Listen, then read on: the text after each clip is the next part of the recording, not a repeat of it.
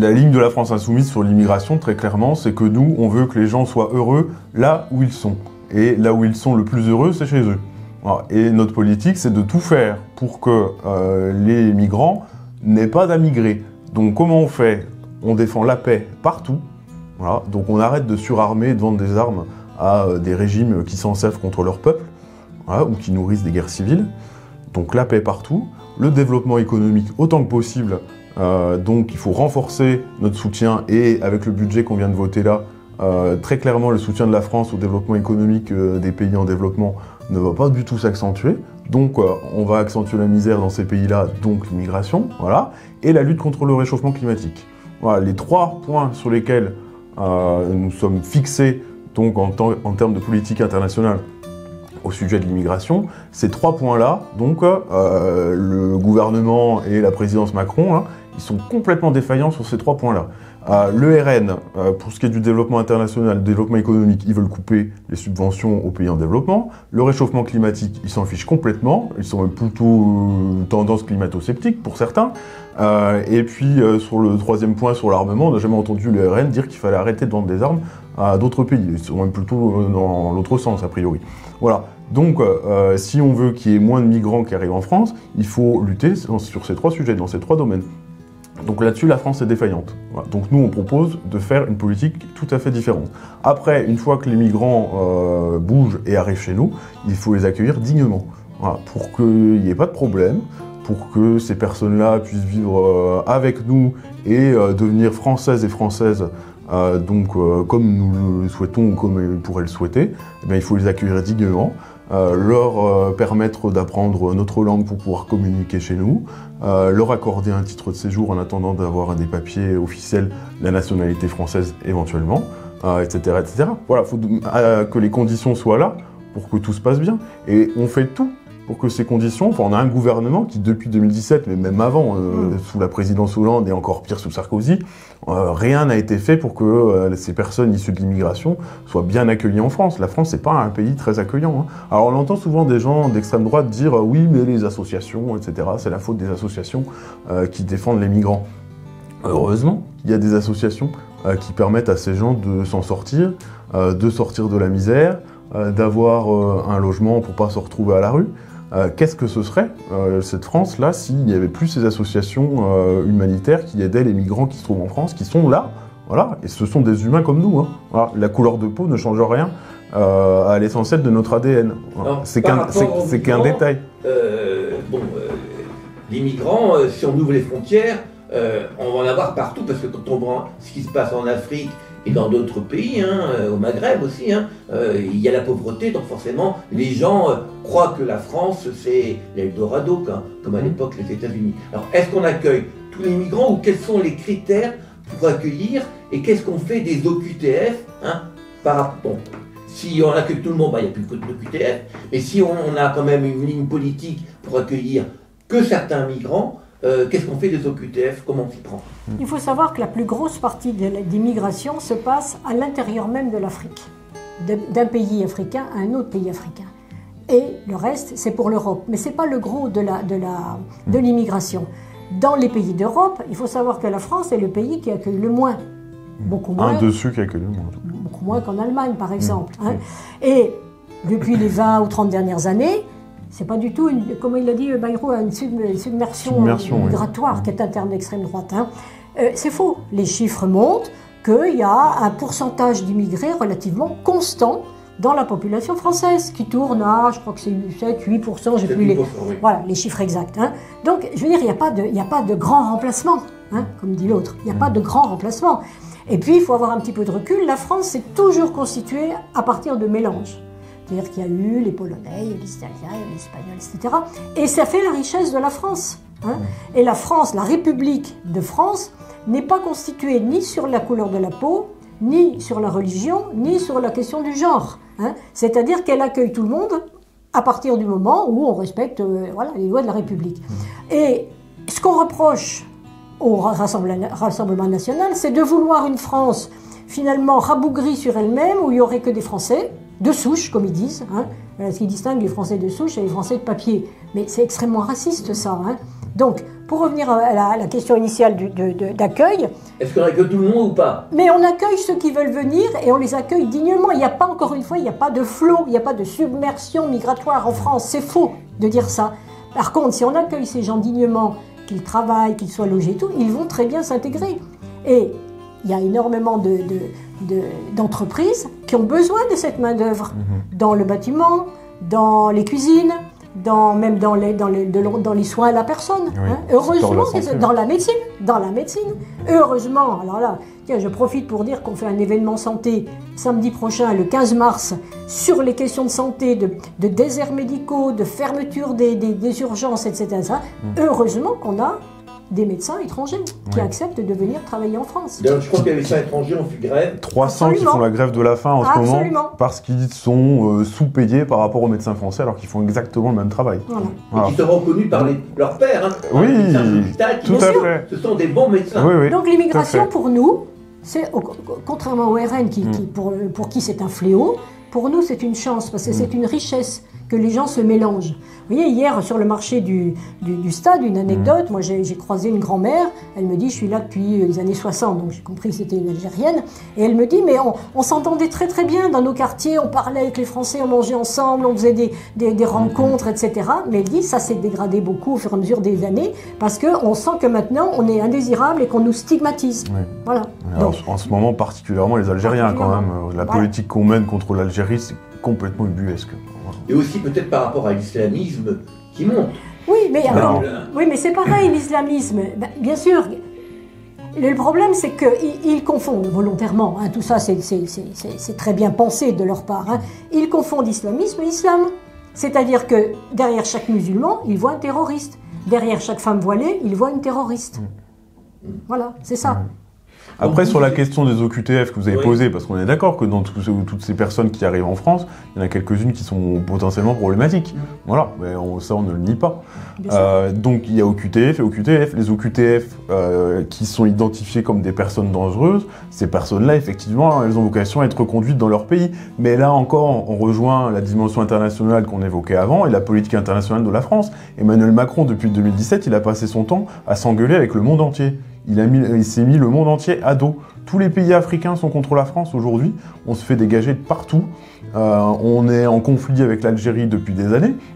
Et après ça, on dit qu'il faut qu'on dégage les OQTF. Mais on va les renvoyer où si on ne peut pas les renvoyer dans leur propre pays? Voilà. Donc si on se dispute avec tout le monde et si la diplomatie française consiste à avoir des conflits avec tous les pays du monde, eh bien, on va se retrouver coincé avec nos OQTF et il faudra les garder chez nous. Voilà. Donc à un moment, il faut mettre sa politique en cohérence. Si on trouve qu'il y a un danger, eh bien, on fait en sorte d'éliminer ce danger ou de le réduire et donc de renvoyer ces gens chez eux. Voilà. Donc il faut s'en donner les moyens. Ouais, donc vous n'êtes pas contre les OQTF? Des personnes dangereuses. Bien sûr que non. Voilà. Si les personnes sont... Le mot dangereux sera à définir. Bien sûr. Voilà. Oui, il faut qu'il y ait des critères quand même précis. Il y a quand même l'OFPRA qui est là pour savoir si ces personnes sont légitimes à venir. Voilà. Quelqu'un qui présenterait un danger pour la France et la population française a vocation à aller en prison, à aller dans les centres de rétention et à être expulsé de France, bien sûr. Bien sûr.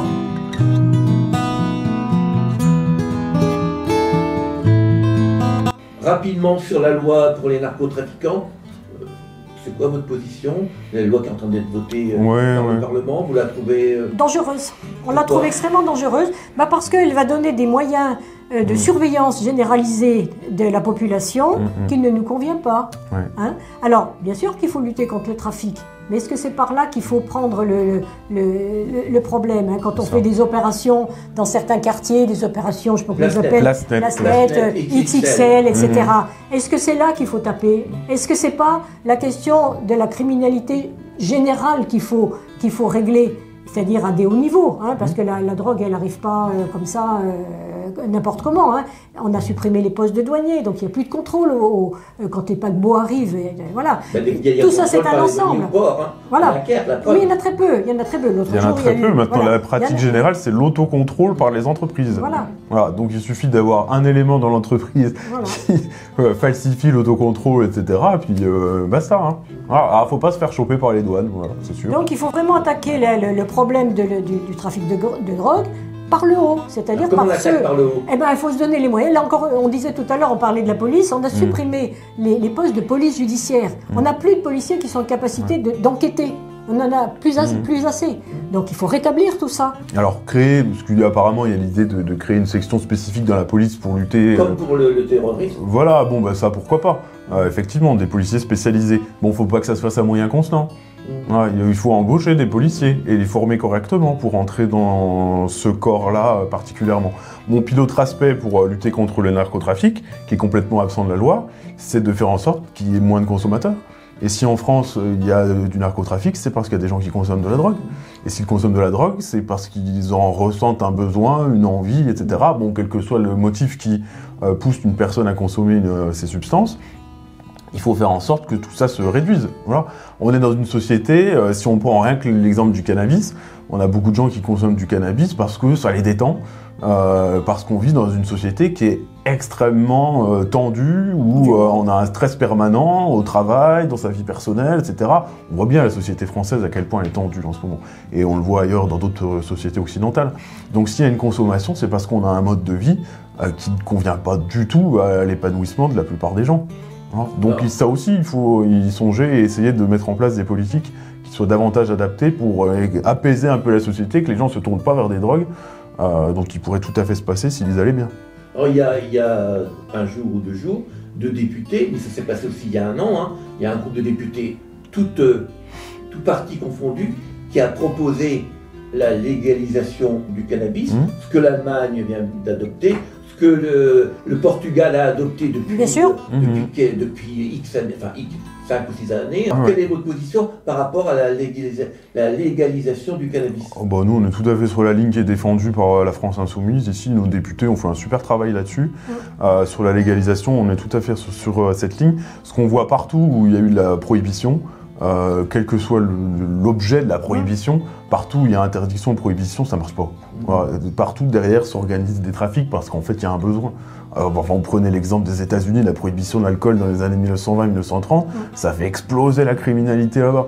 On pense à Al Capone, etc.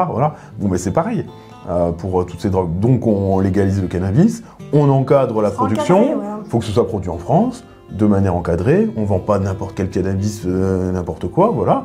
On fait ça dans des lieux avec une habilitation, on ne donne pas à n'importe qui le droit d'en vendre, voilà. Donc tout ça doit être encadré. On rappelle quand même que ça permet aussi à l'État d'engranger quelques taxes aussi, voilà, apparemment 1 milliard, voilà.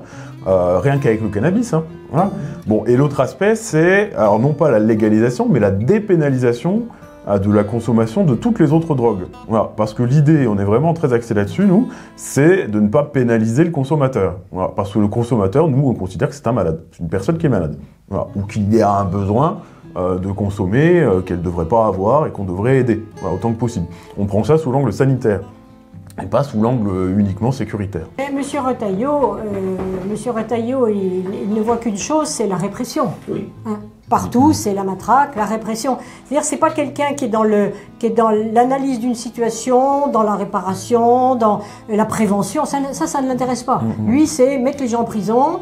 Donc, cibler, là, il a ciblé deux prisons, ou c'est Darmanin qui a fait 2 prisons, où on va mettre les narcotrafiquants. 3 prisons, excusez-moi. Voilà. Donc, ils sont toujours dans le après coup, on va taper, ça va régler le problème. Sauf que ça ne règle jamais le problème. Donc, c'est en amont qu'il faut régler les choses. Vraiment attaquer le problème du trafic de drogue par le haut, c'est-à-dire par ceux... par le haut? Eh bien, il faut se donner les moyens. Là encore, on disait tout à l'heure, on parlait de la police, on a supprimé les postes de police judiciaire. On n'a plus de policiers qui sont en capacité d'enquêter. On en a plus assez. Donc il faut rétablir tout ça. Alors créer, parce qu'apparemment il y a l'idée de créer une section spécifique dans la police pour lutter... Comme pour le terrorisme. Voilà, bon bah ça pourquoi pas. Effectivement, des policiers spécialisés. Bon, faut pas que ça se fasse à moyens constants. Il faut embaucher des policiers et les former correctement pour entrer dans ce corps-là particulièrement. Bon, puis l'autre aspect pour lutter contre le narcotrafic, qui est complètement absent de la loi, c'est de faire en sorte qu'il y ait moins de consommateurs. Et si en France, il y a du narcotrafic, c'est parce qu'il y a des gens qui consomment de la drogue. Et s'ils consomment de la drogue, c'est parce qu'ils en ressentent un besoin, une envie, etc. Bon, quel que soit le motif qui pousse une personne à consommer ces substances, il faut faire en sorte que tout ça se réduise.